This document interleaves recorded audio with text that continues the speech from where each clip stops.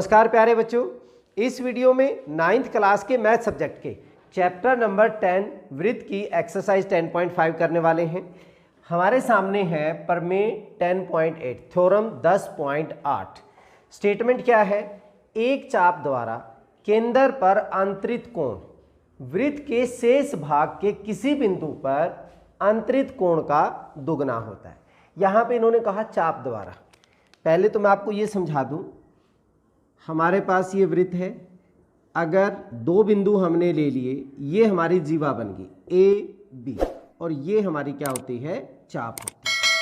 अब ये चाप केंद्र पर, अगर मैं ये केंद्र है हमारा, इस बिंदु को मिला दूं, इस बिंदु को मिला दूं, तो ये चाप केंद्र पर हमारा ये कोण अंतरित कर रही है।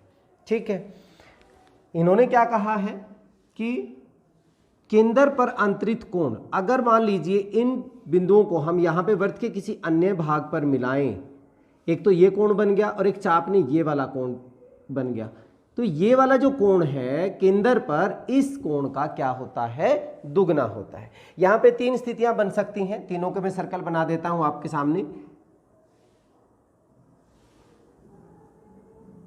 ये केंद्र हो गया ए बी। अगर हमारे पास लघु चाप हो, क्या हो? लघु चाप। लघु मीन्स छोटी, ये वाली बड़ी चाप होगी, दीर्घ चाप हम जिसको बोलते हैं। केंद्र पर कोण ये बना, मान लीजिए यहां पे कोई पॉइंट है सी, इस पर ये वाला कोण बना, तो हमने यहां पे दिखाना है ये केंद्र हमारा ओ हो गया। ए ओ बी जो एंगल है वो इसका क्या होगा? डबल होगा। हो सकता है हमारे पास ये चाप एक अर्धवृत्त का रूप ले ले, मीन्स एक क्या हो? व्यास हो। ये भी तो एक चाप है, ठीक है, समान चाप होंगी ये भी और ये भी। तो यहाँ पे ये जो चाप है हमारी, ये कितना कोण बनाएगी? ये वाला। ये अगर हम ओ लेते हैं तो ए ओ बी यहाँ पे मतलब 180 डिग्री का। अन्य किसी बिंदु पर ये सी लेते हैं, ये वाला कोण, ये कोण इस कोण का क्या होगा? डबल होगा। ये दिखाना है। ऐसा भी हो सकता है कि हमारे पास दीर्घ चाप हो, ये ए ये बी। अब की बार हम ये चाप ले रहे हैं, ये जो दीर्घ चाप है ये केंद्र पर कोण कौन सा बनाएगी? कोण ए ओ बी। इसको हम क्या बोलते हैं? प्रतिवर्ती कोण, रिफ्लेक्स एंगल, प्रतिवर्ती कोण। यहां पे अगर सी पॉइंट है, ये एंगल ये बन गया, तो ये कोण इस कोण का डबल होगा। सभी के लिए प्रोसेस एक ही है, अलग अलग प्रोसेस नहीं है। हमने क्या किया? सी को ओ से मिला के आगे डी तक बढ़ा दिया। सेम यहां पे भी मिलाओगे, डी तक बढ़ा दिया। यहां पे भी हमने क्या किया? डी तक बढ़ा दिया। ठीक है, अब हम थ्योरम के हिसाब से, प्रमेय के हिसाब से जो दिया हुआ वो लिखते हैं। दिया है, ये इसका सॉल्यूशन है। वृत्त COR में, COR में मीन जिसका केंद्र O है और त्रिज्या क्या है? R है, में AB चाप केंद्र पर कौन सा? AOB, कोण AOB तथा वृत्त के शेष भाग में कोण ACB बनाते हैं, कोण ACB बनाती है। ठीक है, ये गिवन है, तीनों में ही हमारे पास सेम यही कंडीशन है। सिद्ध क्या करना है हमने? वी हैव टू प्रूव, सिद्ध करना है एंगल AOB जो केंद्र पर बना है वो ट्वाइस होगा एंगल ACB का। तीनों ही कंडीशन में हमारे पास यही हमने सिद्ध करना है। रचना कर ली हमने, अपनी तरफ से हमने क्या किया? कंस्ट्रक्शन, C को O से मिला के CO को मिलाकर कहाँ तक बढ़ा दिया हमने? डी तक बढ़ाया। ठीक है, अब देखिए हम यहाँ पे इस त्रिभुज में ले रहे हैं, त्रिभुज में इनको एंगलों को मैं नाम दे देता हूँ। मान लीजिए ये मेरा एंगल 1 हो गया, ये मेरा एंगल 2 हो गया, यहाँ पे एंगल 3 है, ये 4 है, ये 5 है और ये 6 है। लिखना आसान हो जाएगा। ये वाला एंगल 3, ये 4, ये 5, ये 6, ये 1 और ये 2, सभी में हम ऐसे लिख सकते हैं। तो क्या बनेगा हमारे पास उपपत्ति में, प्रूफ में, त्रिभुज AOC में, त्रिभुज AOC में हमारे पास जो एंगल 1 है, एंगल 1 किसके बराबर होगा? एंगल 3 प्लस एंगल 5 के। क्यों होता है? क्योंकि किसी भी त्रिभुज में अगर बाह्य कोण है हमारे पास, ये जो बाह्य कोण होता है वो अंदर के जो अपोजिट एंगल है हमारे पास, दो अपोजिट एंगल, उनके सम के इक्वल होता है। तो ये angle this plus this angle के इक्वल होता है। तो हमारे पास ये वाला जो बहिष्कोण हो गया, एक कोण बराबर है 3 प्लस 5। हम ये कह सकते हैं त्रिभुज का बाह्य कोण या बहिष्कोण, बहिष्कोण, बाह्य कोण। ठीक है, exterior angle of a triangle is equal to sum of two opposite angles, दो अपोजिट एंगल के इक्वल होता है। Angle 1 plus is equal to 3 plus 5 हो गया। ऐसे ही सिमिलरली त्रिभुज BOD में, त्रिभुज BOC में एंगल 2 किसके इक्वल हो जाएगा? एंगल 4 प्लस एंगल 6 के, बहिष्कोण। ठीक है, 4 प्लस 6 के इक्वल हो गया, त्रिभुज का बहिष्कोण हो गया। अब ध्यान दीजिए यहाँ पे अगर हम कहें OC और OA इक्वल है हमारे पास, OC एंड OA, क्यों? क्योंकि वृत्त की त्रिज्याएं हैं। तो इसका मतलब इनके सामने वाला हमारे पास त्रिभुज है OCA में, ये दोनों भुजाएं अगर बराबर हैं, इनके सामने वाला कोण भी क्या होगा? बराबर होगा। तो हम यहाँ से क्या कह सकते हैं कि कोण 1 का जो मान है 3 प्लस 5, 5 की जगह हम किसकी वैल्यू पुट कर सकते हैं? कोण 3 की। तो ये क्या हो जाएगा? कोण 3 प्लस कोण 3, डबल ऑफ कोण 3, समान भुजाओं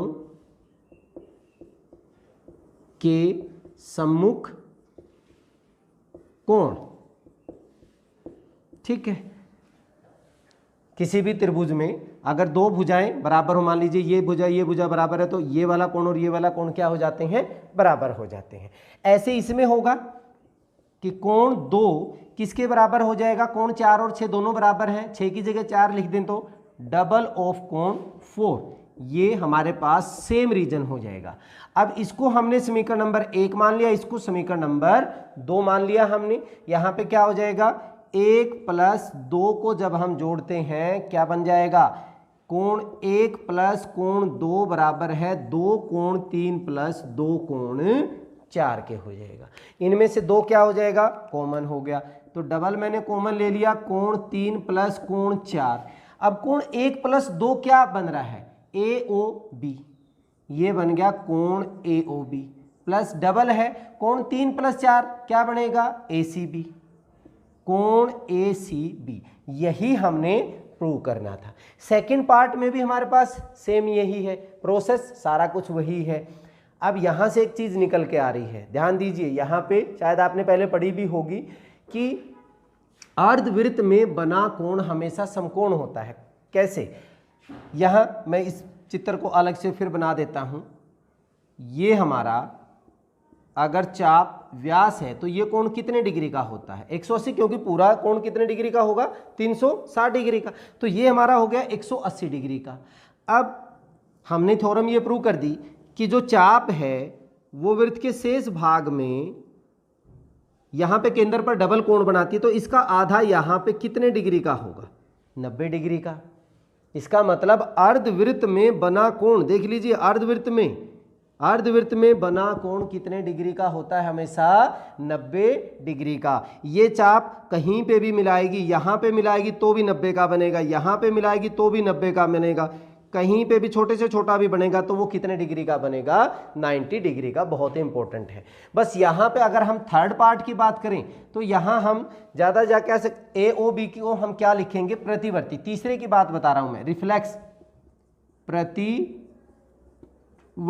ऑफ AOB थर्ड पार्ट के लिए। क्यों? क्योंकि वो हमारा रिफ्लेक्स एंगल है, is equal to twice of angle ACB। तो देखा आपने, बहुत ही आसान सा और बड़ा ही इंटरेस्टिंग क्वेश्चन था। ये थी हमारे पास थ्योरम 10.8। चलिए अब 10.9 करते हैं। थ्योरम 10.9, एक ही वृत्तखंड के कोण बराबर होते हैं। मतलब ये मान लीजिए हमारे पास एक वृत्त है और एक चाप सपोज कीजिए AB, यहाँ पे दो कोण बना रहे हैं। एक तो इसने बना दिया ACB ये वाला कोण, ADB ये वाला कोण। तो एक ही वृत्तखंड, ये हमारा वृत्तखंड, अगर मैं इसको मिला देता हूं तो वृत्तखंड एक ऊपर वाला हो जाएगा, एक नीचे वाला हो जाएगा। तो एक ही वृत्तखंड में एक चाप द्वारा जो बने हुए कोण हैं वो क्या होते हैं, बराबर होते हैं। ठीक है, चलिए सॉल्यूशन देखिए। दिया क्या है, दिया है वृत्त COR में, हम इसका केंद्र मान लेते हैं, ये हमारा केंद्र हो गया O।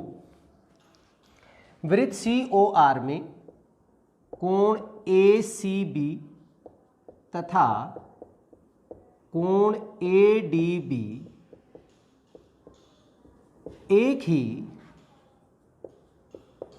वृत्त खंड में बने कोण है।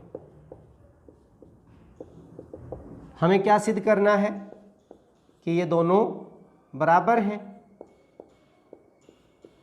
सिद्ध करना है कोण ACB बराबर है कोण ADB। ACB बराबर है कोण ADB। रचना की हमने क्या किया, A को O से और B को O से मिलाया, AO तथा BO को मिलाया। अब उपपत्ति बहुत ही आसान सी है। ये जो हमारे पास चाप है AB, ये केंद्र पर कोण बना रही है AOB और यहां पे जो कोण बना रही है ACB। तो कोण ACB जो है, या पहले हम AOB लिख लेते हैं, कोण AOB वो क्या होगा, डबल होगा किसका, कोण ACB का, ACB का। ये अभी हमने थ्योरम 10.8 की थी, वही तो थी हमारे पास कि चाप द्वारा केंद्र पर बना कोण अन्य कोण से क्या होगा, दुगना होगा। कारण लिख दीजिए, चाप द्वारा केंद्र पर बना कोण अन्य भाग पर बने कोण से दुगना। ये हमने थ्योरम 10.8 की थी। ठीक है, let it is equation number 1। Same यहां पे होगा कोण AOB, इसका क्या होगा, डबल होगा। इसी प्रकार कोण AOB डबल हो गया ADB के, ADB, ये भी कारण सेम होगा। ये इक्वेशन नंबर क्या होगी, 2। अब समीकरण नंबर 1 और 2 से लेफ्ट हैंड साइड इक्वल है तो राइट हैंड साइड भी क्या हो जाएगी, हमारी इक्वल हो जाएगी। 1 व 2 से दो कोण ACB किसके इक्वल हो जाएगा, 2 कोण ADB के। 2 से 2 कैंसिल हो गया तो कोण ACB का मान किसके हो गया, ADB के हो गया। Hence proved. यही हमने प्रूव करना था। तो बहुत ही आसान सी थ्योरम थी। चलिए इस वीडियो में इतना ही। नेक्स्ट वीडियो में अगले क्वेश्चंस के साथ, अगली थ्योरम के साथ फिर मिलते हैं। तब तक के लिए जय हिंद, जय भारत।